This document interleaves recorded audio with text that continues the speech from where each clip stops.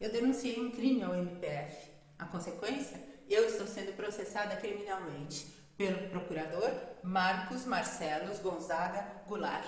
Eu vou te contar essa sórdida história aqui no videocast, o crime de 1 trilhão e 200 bilhões de reais.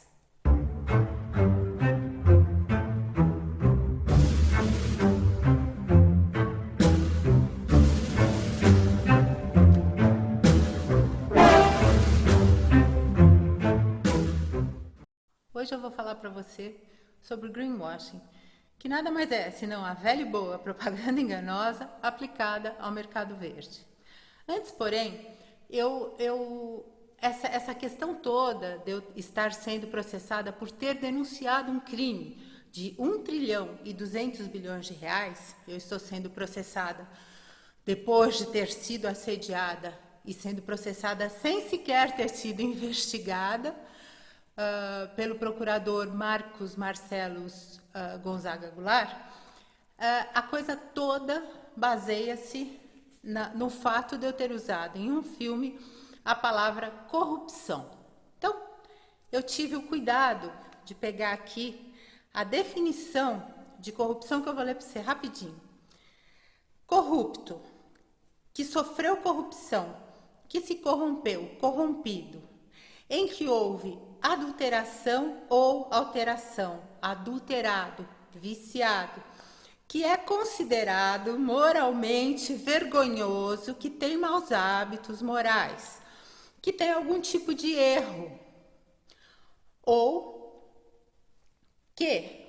quem age de forma desonesta para tirar vantagem para si ou para outrem, que ou quem se deixa subornar, perverter ou viciar.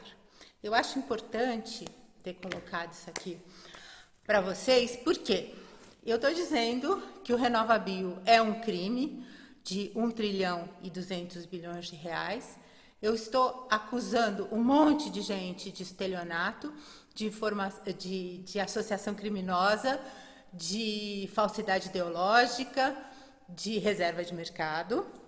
E eu tenho provas disso tudo. Isso tudo, o que eu estou falando, encaixa-se perfeitamente na definição de corrupto.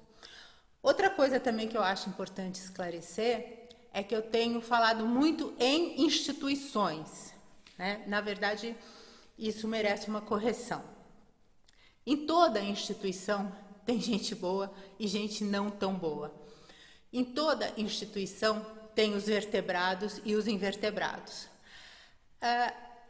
Essa situação que nós estamos vivendo agora, com relação ao RenovaBio, não foge à regra, né? Então, quando eu falo e eu fiz a lista também, hoje é dia de ler, eu fiz a lista das instituições que estão envolvidas no crime RenovaBio.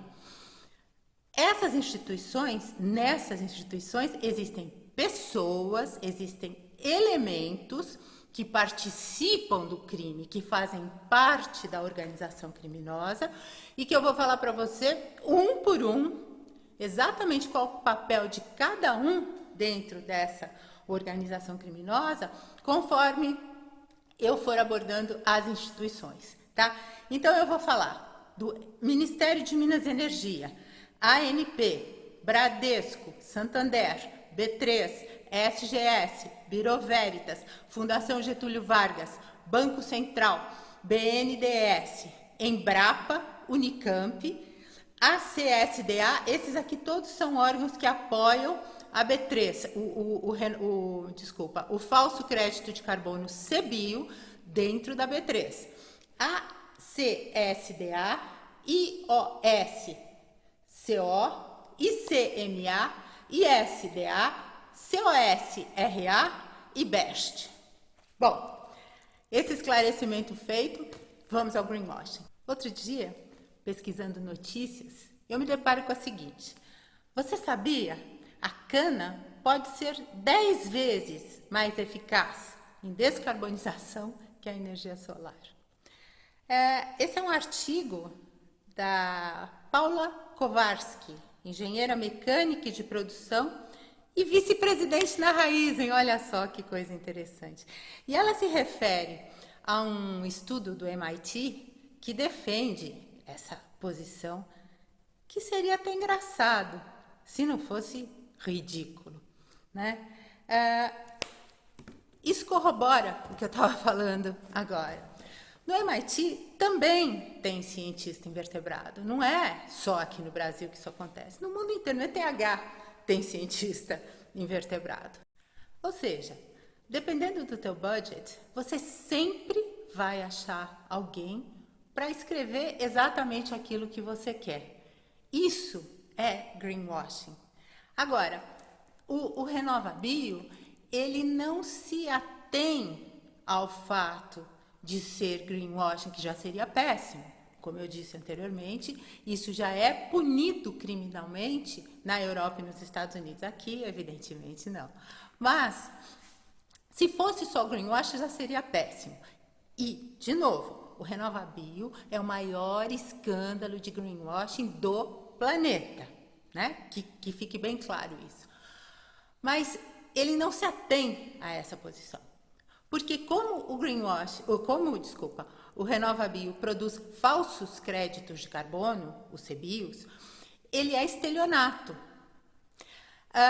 Como os distribuidores de combustíveis são obrigados a comprar na B3, é reserva de mercado. E, corroborando o fato dele ser um falso crédito de carbono, ele, evidentemente, caracteriza-se por ser falsidade ideológica.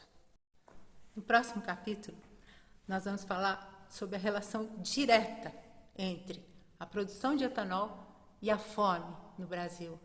A fome que hoje atinge nada mais, nada menos do que 33 milhões de pessoas. 15% das pessoas que vivem no Brasil hoje sofrem de algum tipo de insegurança alimentar.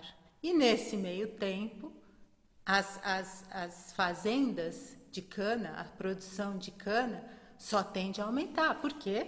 Porque nós estamos falando de proventos ilícitos da ordem de 1 trilhão e 200 bilhões de reais. Não perca o próximo